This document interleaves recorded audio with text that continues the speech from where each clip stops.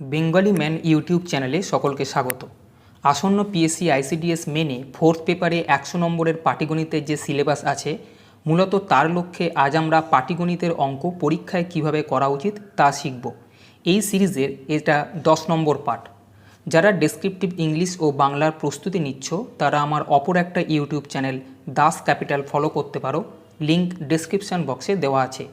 এই প্রশ্ন WBP SI main ও miscellaneous মেনের জন্য সমানভাবে উপকারী। চলো আজকের সেশন শুরু করা যাক। প্রথম প্রশ্নে বলেছে, a man purchase some oranges at the rate of 2 per rupees 3 and the same number of oranges at the rate of 4 per rupees 9. He sold those oranges at the rate of rupees 2 each and earned rupees 50. Find the number of oranges purchased by him.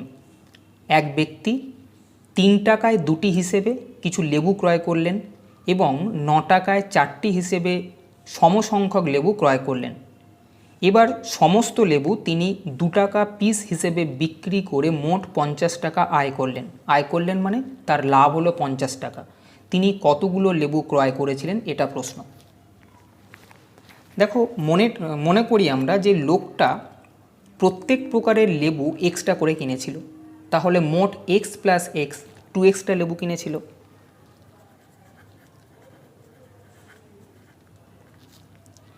মনে করি লোকটি প্রত্যেক প্রকারের লেবু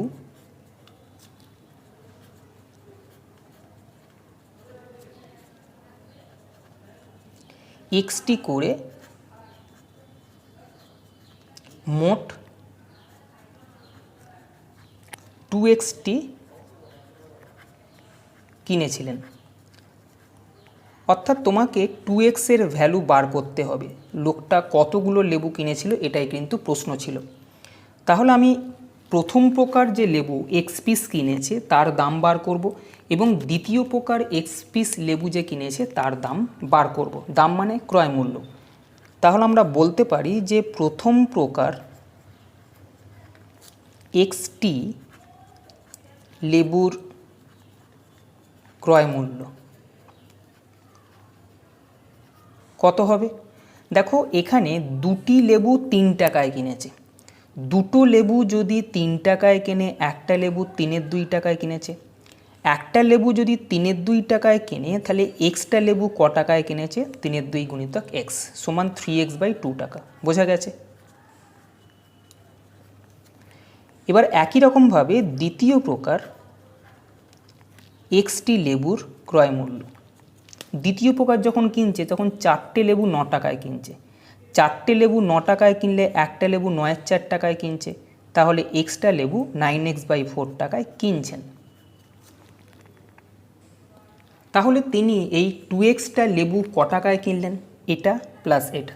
তাহলে আমি বলতে পারি অতএব 2xটি লেবুর মোট ক্রয় মূল্য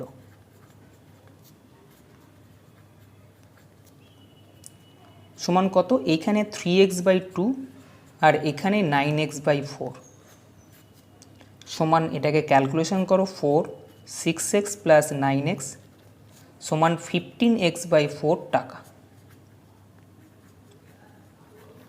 বোঝা গেছে? এবার 2xটা লেবু কিনেছে 15x/4 টাকায়, 2xটা লেবু বেচেছে ক টাকায়? প্রতিটা লেবু 2 টাকা করে বিক্রি করেছেন। তাহলে আমি বলতে পারি 2xটি লেবুর মোট বিক্রয় মূল্য। 2xটা লেবু আছে, এক একটা লেবু 2 টাকা করে বিক্রি করলে মোট বিক্রয় মূল্য 4x টাকা। যেহেতু বিক্রি করে তার 50 টাকা লাভ হয়েছে, তাহলে আমি বলবো বিক্রয় মূল্য থেকে ক্রয় মূল্য বাদ দিলে যে টাকাটা হবে সেটাই হচ্ছে তার লাভ। তাহলে বলবো প্রশ্নানুসারে মোট বিক্রয় মূল্য 4x, মোট ক্রয় মূল্য 15x/4, বিক্রয় মূল্য থেকে ক্রয় মূল্য বাদ দিলে লাভ হয় যেটা বলেছে 50 টাকা। বোঝা গেছে? বা 4×4 16x থেকে 15x বাদ দিলে x/4 সমান 50, অতএব এক্সের ভ্যালু 200। আমাকে বলেছিল তিনি মোট কতগুলো লেবু কিনেছেন, আমি বলেছি মোট 2xটি লেবু কিনেছিলেন। তাহলে 2x এর ভ্যালু বার করতে হবে। অতএব বলবো লোকটি মোট 2 × 200 সমান 400টি লেবু কিনেছিলেন।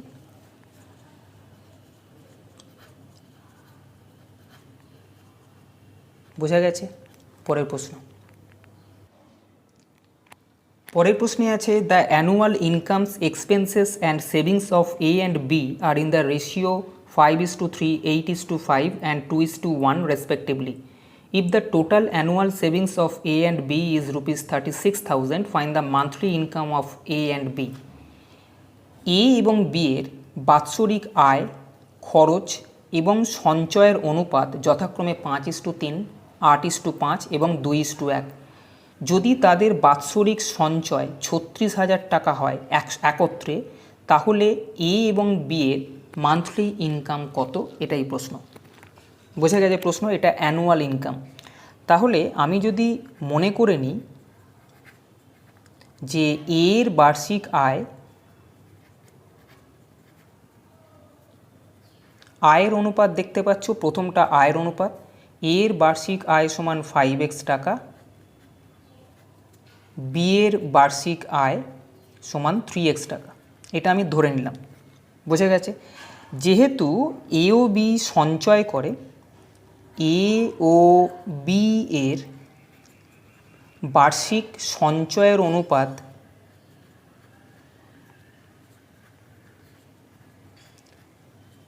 সঞ্চয় কোনটা? দেখো সেভিংস আছে 2:1, অতএব 36,000 টাকার মধ্যে দেখো টোটাল দুজনে মিলে 36,000 টাকা সঞ্চয় করেছে। তাহলে 36,000 টাকার মধ্যে এ সঞ্চয় করে,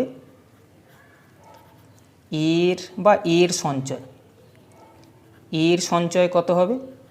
36,000 টোটাল আছে বছরে, তার মধ্যে এ আর বি এর সঞ্চয়ের অনুপাত 2:1, মানে 2/3 হচ্ছে এর সঞ্চয় বছরে। তাহলে এর সঞ্চয় 24,000 টাকা। একই রকমভাবে 36,000 টাকার মধ্যে বি এর সঞ্চয় কত হবে? বি এর সঞ্চয় হবে 36,000 গুণিতক 1/3, এটা কত হবে? 12,000 টাকা। বোঝা গেছে? দেখো একটা জিনিস, আমরা যা আয় করি, আয় থেকে যদি সঞ্চয়টাকে বাদ দিয়ে দিই সেটাকে খরচ বলা হয়, তাই তো? কেন এরম বললাম? কেন এখানে খরচের রেশিও দেওয়া আছে 8:5, বাৎসরিক খরচের অনুপাত 8:5 দেওয়া আছে। যেহেতু প্রশ্নে ওটা বলা আছে তাই আমি এখানে লিখব প্রশ্নানুসারে এর বাৎসরিক আয় 5x টাকা, সেখান থেকে এ সঞ্চয় করছে বছরে 24,000 টাকা। তাহলে বাৎসরিক আয় থেকে যদি সঞ্চয় বাদ দিই তাহলে খরচ পাওয়া যাবে। তেমন করে বি এর বার্ষিক আয় 3x টাকা, বি বছরে 12,000 টাকা সঞ্চয় করছে। তাহলে ইনকাম থেকে যদি খরচ সেভিংসটা বাদ দিই, এটা সঞ্চয়, সেভিংসটা বাদ দিই, তাহলে এটা বি এর খরচ পাওয়া যাবে। তাহলে এর খরচ বাই বি এর খরচ, অর্থাৎ এর খরচ ও বি এর খরচের রেশিও এটা। কিন্তু প্রশ্নে দেওয়া আছে এর খরচ আর বি এর খরচের রেশিও 8:5। বোঝা গেছে? এবার জাস্ট ক্রস গুণ করবে, করে সলিউশন করতে হবে। এটা 5 × 5 = 25x মাইনাস 5 × 24 120, এটা 3 × 8 = 24x মাইনাস 8 × 12 96,000। 24x এদিকে নিয়ে এসো, x = 1,20,000 থেকে মাইনাস করতে হবে 96,000। 1,20,000 থেকে 96,000 মাইনাস করলে 24,000 টাকা। এক্স কি? এক্স আমি ধরেছিলাম যে এর বার্ষিক আয় 5x, বি এর বার্ষিক আয় 3x, কিন্তু চেয়েছে monthly income of A and B. প্রশ্নে দেখতে পাচ্ছ মান্থলি ইনকাম। তাহলে আমি এখান থেকে বলতে পারি যে এর মাসিক আয়, বছরে যেটা আয় হবে তাকে 12 দিয়ে ভাগ করলে এর মাসিক আয় পাওয়া যাবে। অতএব এর মাসিক আয়, বছরে এ আয় করছে 5x, অর্থাৎ 5 × x এর ভ্যালু 24,000, তাকে 12 দিয়ে ভাগ করব। কেন? 12 মাসে 1 বছর, যেহেতু মাসে চেয়েছে তাই 12 দিয়ে ভাগ করলাম। তাহলে এর মাসে আয় হচ্ছে 10,000 টাকা। একই রকমভাবে বি এর মাসে আয় কত? বি এর বছরে আয় হচ্ছে 3x, 3 ইন্টু এক্সের ভ্যালু 24,000, মাসে চেয়েছে তাই 12 দিয়ে ভাগ, আগের মতোই, এটা কাটলে একই রকম হবে 2000 আসবে, অর্থাৎ 6000 টাকা। বোঝা গেছে? তাহলে এ এর মাসিক আয় 10,000 টাকা এবং বি এর মাসিক আয় 6000 টাকা। পরের প্রশ্ন। পরের প্রশ্নে যাওয়ার আগে একটা কথা বলে রাখি, কিছুদিন আগেই ডেসক্রিপটিভ ম্যাথমেটিক্সের ওপর একটা ই বুক তৈরি করা হয়েছে, যেটা পিএসসি আইসিডিএস মিসলেনিয়াস মেন এবং ডাব্লিউবিপি এসআই মেনের জন্য উপযোগী।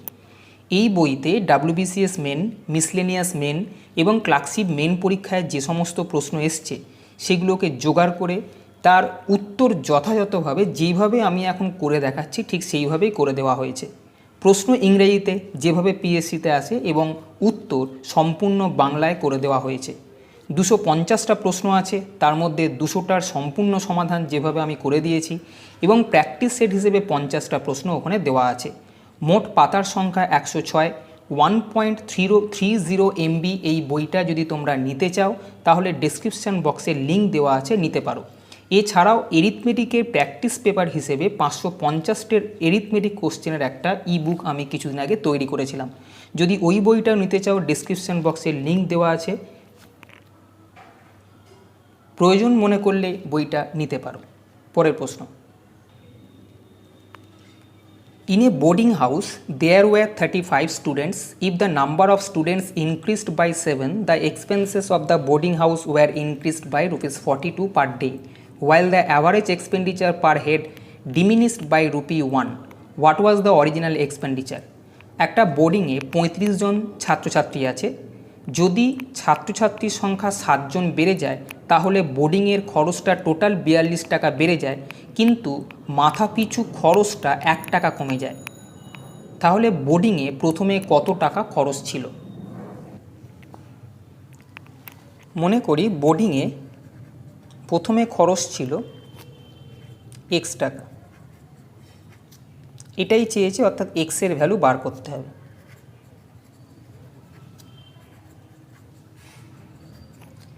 এবার প্রথমে 35 জন ছাত্রছাত্রী ছিল, তাহলে প্রথমে 35 জন ছাত্রছাত্রীর মাথা পিছু খরচ ছিল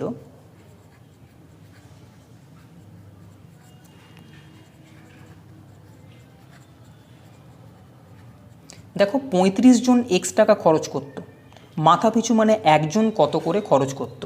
35 জনের জন্য খরচ x টাকা হলে একজনের জন্য খরচ হবে x/35 টাকা, এটাই বলা হচ্ছে মাথা পিছু খরচ।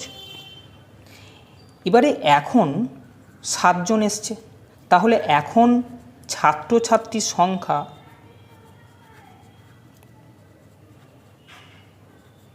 সমান 35 জন আগে ছিল, এখন 7 জন এলো, অর্থাৎ 42 জন। এখন মোট খরচ কত? আগে খরচ হতো x টাকা, এখন 42 টাকা খরচটা বেড়ে গেল, তাহলে এখন মোট খরচ x + 42 টাকা। এই x + 42 টাকা কারা খরচ করছে? এখন যতজন আছে ততজন, অর্থাৎ এখন 42 জন মিলে x + 42 টাকা খরচ করতে একজন কত খরচ করছে? x + 42/42, অর্থাৎ আমি এখানেও বলবো মাথা পিছু খরচ এখন কত। তাহলে এখন মাথা পিছু খরচ, টোটাল খরচ x + 42, এই খরচটা করছে 42 জন। 42 জনে যদি এই টাকা খরচ করে একজনে করবে x + 42/42, এটাই হচ্ছে মাথা পিছু খরচ। কিন্তু প্রশ্নানুসারে যে মাথা পিছু খরচটা 1 টাকা কমে গেছে, দেখতে পাচ্ছ খরচ কমে গেছে 1 টাকা মাথা পিছু, তাহলে আমি লিখব প্রশ্নানুসারে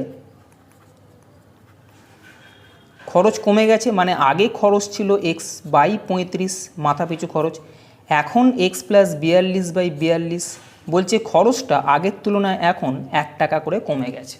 তাহলে এটাকে সমাধান করতে হবে।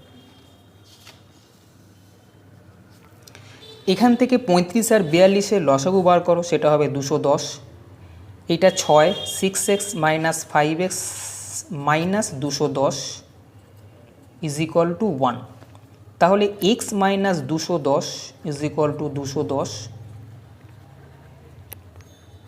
অতএব x এর ভ্যালু 210 প্লাস 210 সমান 420। কী চেয়েছিল? What was the original expenditure?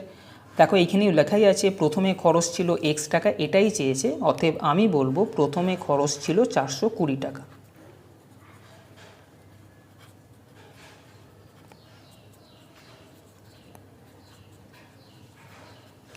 পরের প্রশ্ন, শেষ প্রশ্ন দেখো, 5 men, 6 women and 7 boys finished a work in 3 days and got the remuneration of rupees 7,500 for it.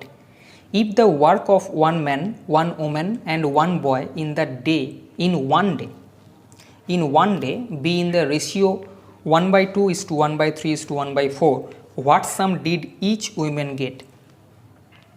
5 জন পুরুষ, 6 জন মহিলা এবং 7 জন বালক 3 দিনে একটা কাজ শেষ করে মোট 7,500 টাকা মজুরি পায়। যদি একজন পুরুষ, একজন মহিলা এবং একজন বালকের একদিনের কাজের অনুপাত, দ্য ওয়ার্ক, একদিনের কাজের অনুপাত 1/2:1/3:1/4 হয়, তাহলে মহিলা মোট কত টাকা পেয়েছেন? মানে 3 দিন কাজ করে মহিলা কত টাকা পেয়েছেন, এটা প্রশ্ন।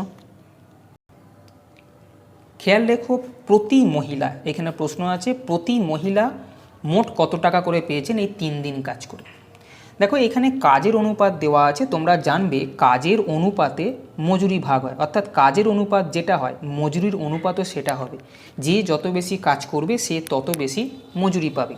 তাহলে আমি এখানে লিখতে পারি একজন পুরুষ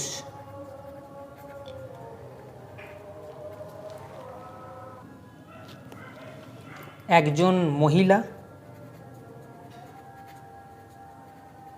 ও একজন বালকের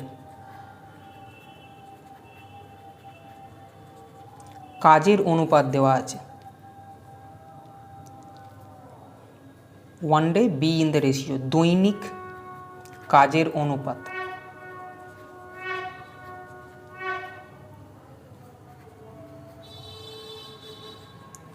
সমান 1/2:1/3:1/4। এই অনুপাতটাকে 2, 3, 4-এর লসাগু 12 দিয়ে গুণ করে দাও। 12 দিয়ে যদি এটাকে গুণ করি সেটা হবে 6, 12 দিয়ে এটাকে গুণ করলে 4 এবং 12 দিয়ে এটাকে গুণ করলে 3। বোঝা গেছে? এখানে দিয়েছিল একজন পুরুষ, একজন মহিলা এবং একজন বালকের একদিনের কাজের অনুপাত, এটা আমি সেটা বার করলাম 6:4:3। তাহলে একদিনের কাজের অনুপাত যেটা হবে সেটাই হবে দৈনিক মজুরির অনুপাত। বোঝা গেছে? তাহলে আমি যদি মনে করে নিই একজন পুরুষের দৈনিক মজুরি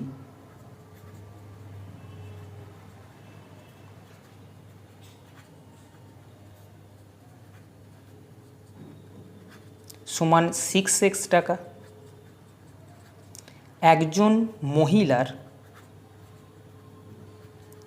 দৈনিক মজুরি 4x টাকা, একজন বালকের দৈনিক মজুরি 3x টাকা, এটা আমি ধরে নিলাম। এটা প্রতিজনের। কিন্তু প্রশ্নে যেটা দেওয়া ছিল সেটা হচ্ছে 5 জন পুরুষ আছে, 6 জন মহিলা, 7 জন বালক মিলে 3 দিনে 7500 টাকা পেয়েছে। তাহলে আমি বলতে পারি যে একজন পুরুষের